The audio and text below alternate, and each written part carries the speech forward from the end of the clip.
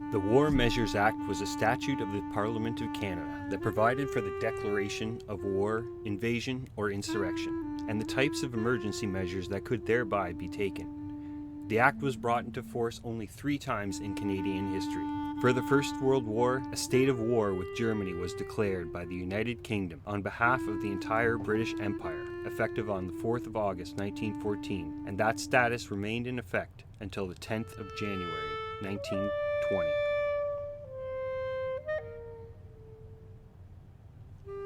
In the First World War, Canada, being its own country now, declared war on the evil Germans on September 10th, 1939, bringing Canada into World War II. The extreme security measures permitted by the Defence of Canada regulations included the waiving of habeas corpus and the right to trial, internment, bans on political and religious groups, restrictions of free speech, including the banning of certain publications and the confiscation of property. The Defence of Canada regulations allowed the Minister of Justice to detain without charge anyone who might act in any manner prejudicial to the public safety or the safety of the state. The government soon interned fascists and communists as well as opponents of conscription. The regulations were later used to intern Japanese Canadians on a large scale, as well as some German and Italian Canadians who were viewed as enemy aliens. The third and final time was against the FLQ, a Quebec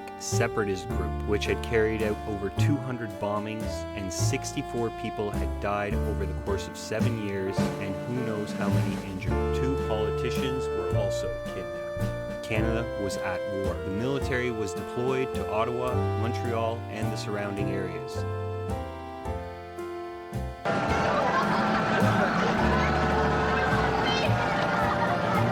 The Liberation Cell of the FLQ negotiates with the authorities, claiming that they are well armed and that they have a huge quantity of dynamite. After several nervous hours, the authorities agree to fly the kidnappers and their families to Cuba in exchange for the life of the man who has been held captive in this duplex, James Richard Cross. The Emergencies Act, passed by the Parliament of Canada in 1988, which authorized the federal government to take extraordinary temporary measures to respond to public welfare emergencies, public order emergencies, international emergencies, and war emergencies.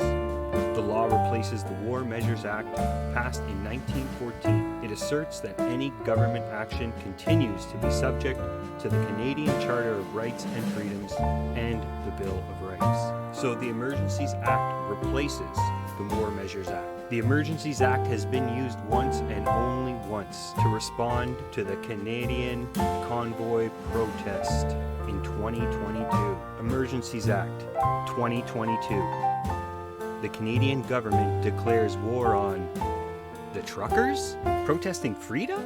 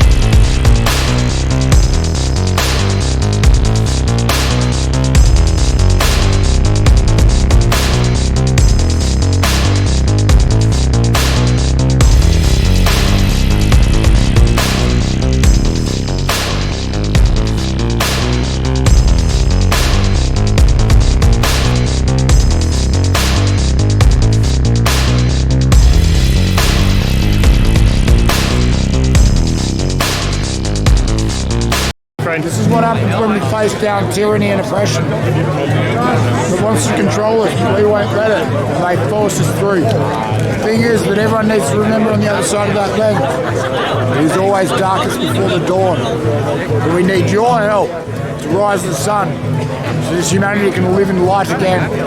No more fear, no more oppression, no more hate, only love, passion, brotherhood, sisterhood.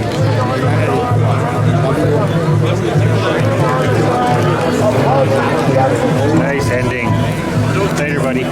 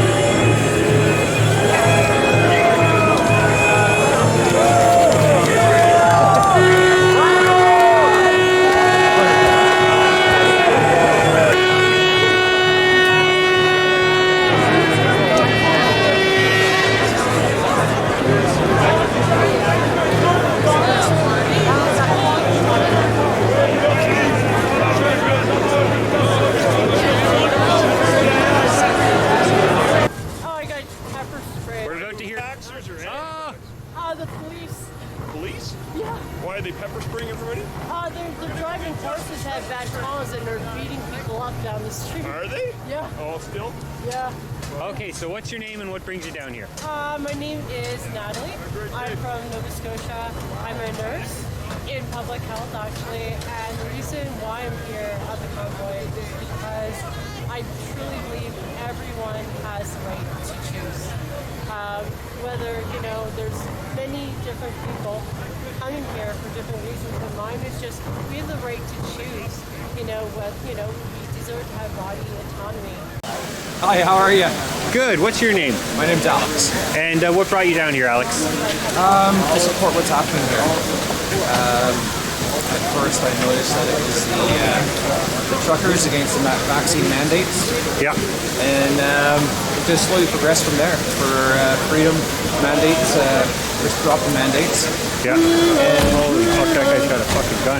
This is scary. Scary. Yeah, sure. this is mad There's just scary. no need for this. This But is- anyways, it came down to civil rights, Yeah. and then just overreach of the government right now. Yeah. It's crazy. I've been here 4 times now. It's nothing but peaceful protesting. There's no need for this. So.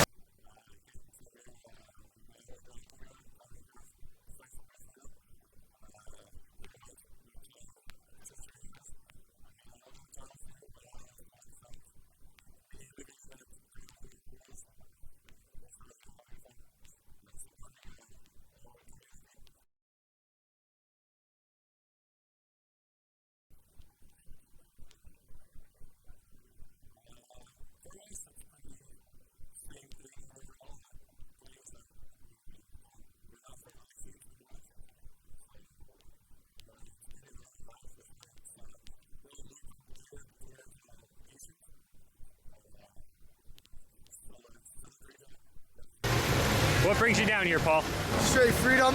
I own a business. I've been getting harassed for years by the city, even prior to COVID, but with COVID, the harassment just got to a whole new level. So I knew at some point there'd be some type of resistance movement that would form, but I never thought it'd be like truckers going to Ottawa, sitting on the Capitol. Capital to fight for freedom. Well, there's no monetary value you can put on it anyway. At some point in time, the government's going to come for most of the possessions or money you have, or they're going to devalue it to next to nothing anyway. So you might as well spend whatever resources you have now to keep whatever you have for the rest of your life. If people don't do any of this, we still be on lockdown and we still the mandates 100% getting pushed through. But this is just the beginning of a much larger change that's going to happen. Whether or not people are going to be successful, that doesn't really matter, because the real thing is the fight that's going to go down. The government has all the money, the backing, and the knowledge that they're basically going to pin us one way or another. But the degree that people stand up will show, like, will we be free for 10 years, 100, or, will we be free forever to some extent? So it'll be interesting to see.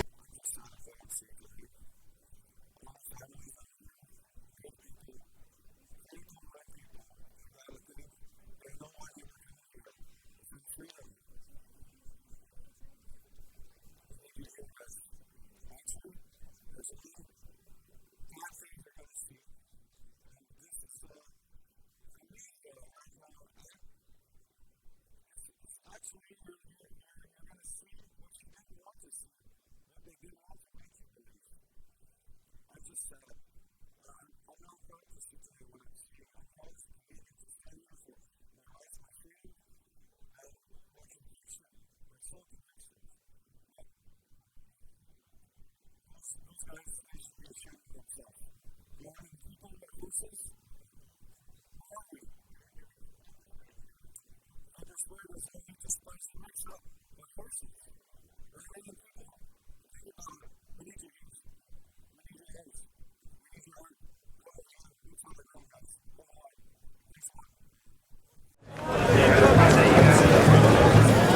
have children, guys?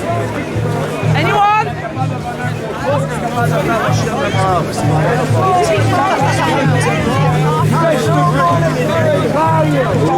I just want to inform you guys that videos of what your actions today have already gone viral. The world is watching. There is videos of you guys smashing out truck windows and dragging out truck drivers who are looked at by the world as heroes. There's videos going viral of people being trampled on horses by your horse units. Ask yourself what side of history you're standing on. Do you want to be known for what you're doing today for the rest of your lives? Can you go home and tell your children you're proud of your actions today?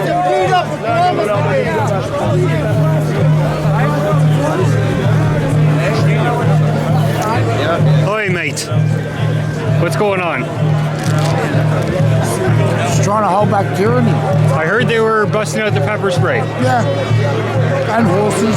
And someone else said they had the sound satellite dish thing that resonates your chest. That's a rumor, right? I've seen the pepper spray. I've helped the victim with pepper spray. Yeah. I've got pepper spray in my mouth from helping the victim with pepper spray. Christ. My body is shaking. I've seen the horses running into the crowd. Yeah.